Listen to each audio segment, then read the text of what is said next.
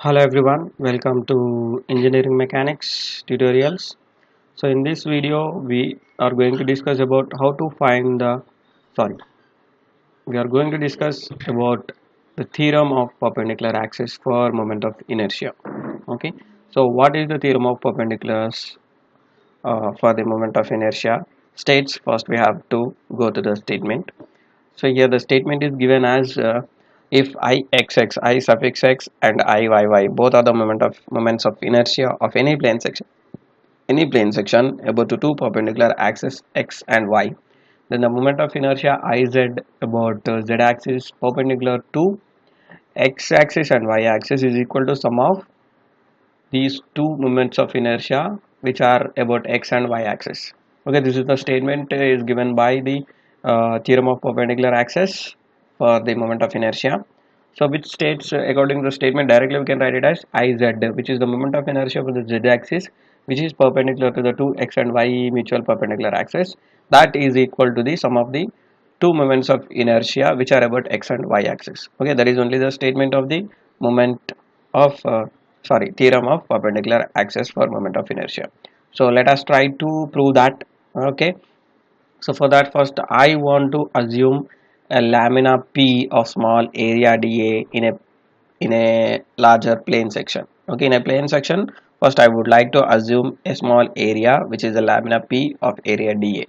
So look here, this is a normal plane section. So in this plane section I want to assume a lamina p which is having the area dA. Okay, so here we need to find the moment of inertia about x and y and z.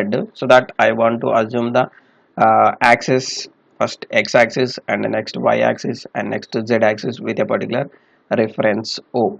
Okay, so this is the reference axis, these are the reference axis I have taken for the lamina p to find the moments of inertia about x and y and z axis. Okay, so next I would like to represent the distance of the point P from x-axis. So I have assumed the distance of the P, that is the lamina, from x-axis as y.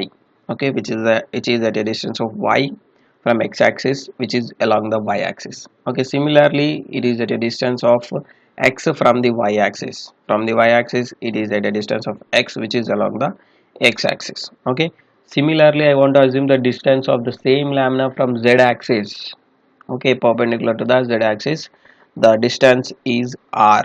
Okay, the r is the symbol I have used for representing the distance of the lamina from z-axis.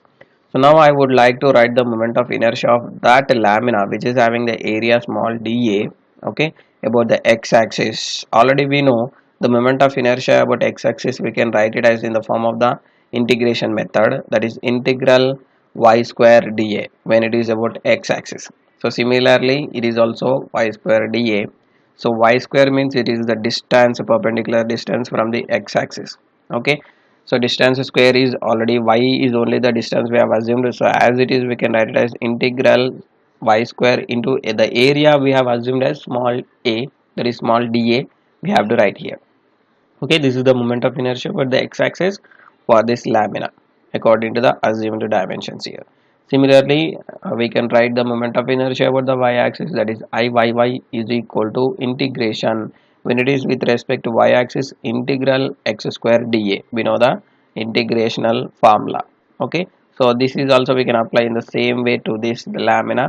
So the distance is as it is x only from the y-axis, so similarly integral x square into small dA according to the area we have assumed, that is as a small dA. Okay, similarly we can write the moment of inertia about the z-axis, that is Izz is equal to integral distance square into dA. So the distance is r here, so integral r square dA we can write it as for the moment of inertia about the z-axis for this lamina p.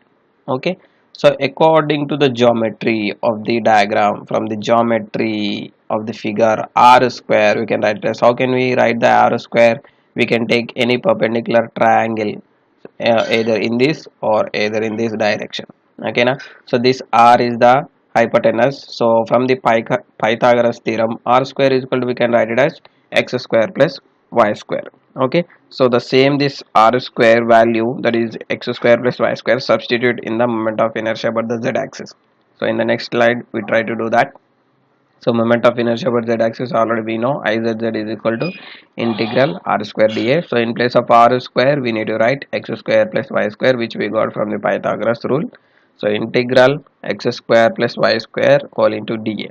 So try to write individually the integration for x distance and y distance.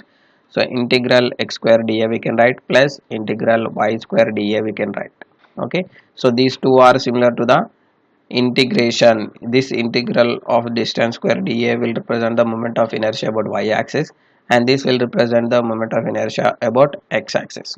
So try to write that moment of inertia about x axis and y axis. Okay, this x axis refers to the integral y square dA, and this y axis refers to the integral x square dA.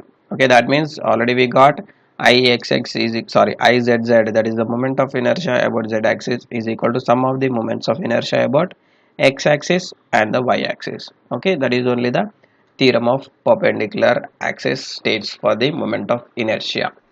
Okay, moment of inertia about the z axis can be equal to the sum of the moments of inertia about x axis and y axis. So this is the theorem of perpendicular axis. We can apply for the engineering problems for finding the required moment of inertia about the z axis by knowing the moment of inertia about x and y axis. Okay, so I hope you understand the simple derivation for the theorem of perpendiculars for the moment of inertia. If you still have any doubts, so once again please feel free to give a comment to my video so that I'll try to clarify your doubts. Once again, thanks for watching my video. Thank you all.